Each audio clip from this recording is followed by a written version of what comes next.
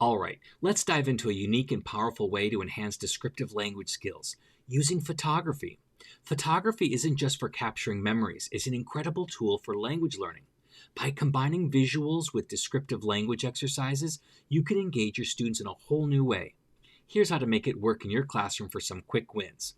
First, start by having students bring in their own photos or use images from online resources. Choose images that are rich in detail and have a lot going on. For example, a bustling street market or a serene natural landscape. Ask students to describe these photos in as much detail as possible. Encourage them to use all 5 sentences in their descriptions: what they see, hear, smell, taste, and feel.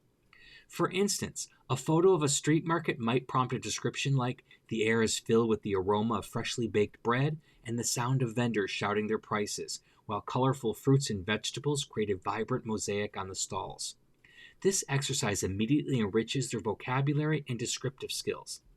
Next, incorporate storytelling elements. Have students write a short story or a diary entry based on the photo. This could be a story about a day in the life of someone in the photo or a narrative about an event that took place there. For example, using a photo of a quiet park, a student might write, "As I walked through the park, the crisp autumn leaves crunched under my feet, and the soft rustle of the wind through the trees whispered secrets of seasons past." This strategy not only enhances their descriptive skills, but also stimulates their creativity and narrative abilities. A quick win here is to display these stories along with the photos in the classroom, creating a mini gallery that students can be proud of. Lastly, turn it into a collaborative project. Pair up students and have them exchange photos and descriptions.